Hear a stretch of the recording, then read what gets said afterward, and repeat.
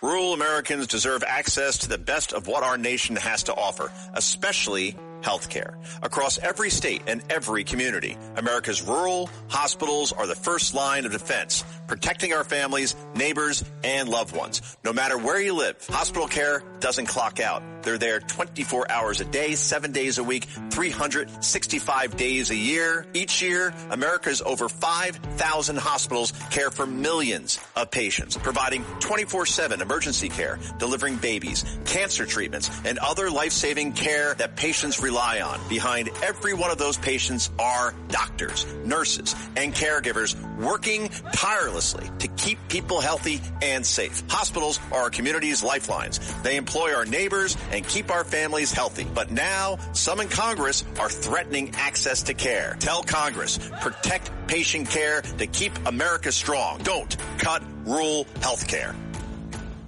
Excuse me! Taxi!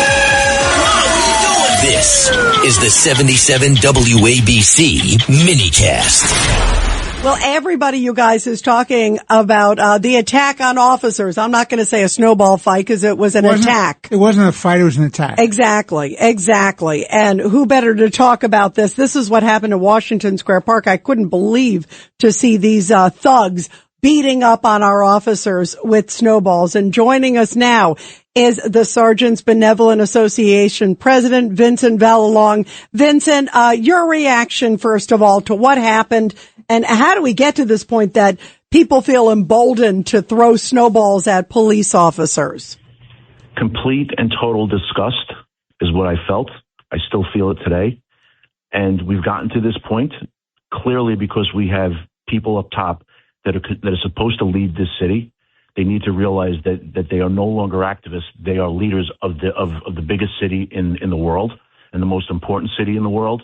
And they're sending a clear message to people into the next coming few months when it gets warmer out, that it's okay to put their hands on police officers. That's the message that he's sending. And he doesn't realize it. And his little smirks on TV and when he's being interviewed and when he's being questioned at the podium, really, to be honest, I don't understand how you can be a public figure like that and you're just showing your disgust for the situation.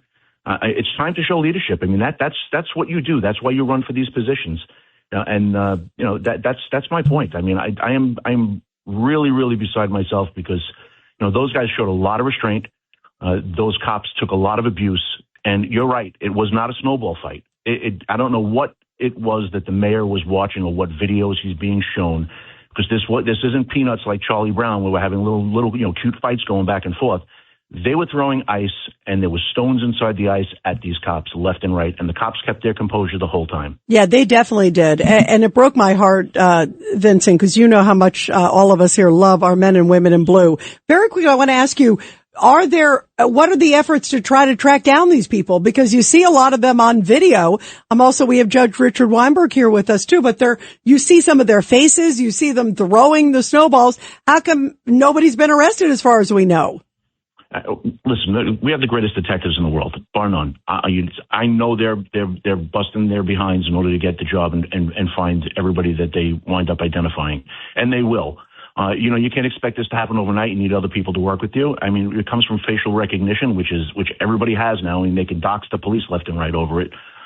So I have all the faith in the world that the NYPD will find the people who did this. It's a matter now of whether or not someone goes to bat for those people and says, "Hey, let's absolve them of any crimes because I didn't see anything that was going on." That sends the wrong message. You commit a crime, if you're a kid and you do something bad, your parents punish you, and you never do it again. You Vincent, don't learn. And yes, I mean, Rudy Washington. I think it's horrible what happened. And you were there you were deputy mayor during the John, Giuliani you know what we administration. would have done in real time. The borough would have been called, and that park would have been surrounded, and people would have been arrested on the spot. Yeah, they're on video. You see them. I mean, Rudy would have called the borough and said, "You get the whole borough down there and round people up." That's what we would have done. You can't tolerate this. Is there any effort, Vincent? Because one of the things we did hear was Jessica Tisch. To Rudy's point, Jessica Tisch. Upset, I understand. She's very upset, John. She said this was criminal activity. So if it's criminal activity, arrest people for the crime, Vinny. Absolutely. And I've had meetings with her. She's very passionate about this. about protecting the cops. And this comes from the top all the way down to the bottom. They're sending the wrong message to everybody else. And, it's 100% true when they say, when you have to be a police officer and think about what your next step is, it's going to get somebody hurt. I said this a little earlier to somebody. We had this same message sent years ago with another mayor. They sent the same exact message to the people on the streets, and we had someone that came from out of state and executed 2 of our police officers, and they thought it was okay. And I really, really pray that does not happen in this city going further in the next 4 years. Well, Vincent Vallelog, please keep us informed. Me and Rita are here all the time. We're here 24/7 just about. And you have my text and you have Rita's. And please keep us informed. We back the blue. I appreciate everything you all do, believe me. Absolutely. You guys stay strong. Thank you very, very much, Vinny.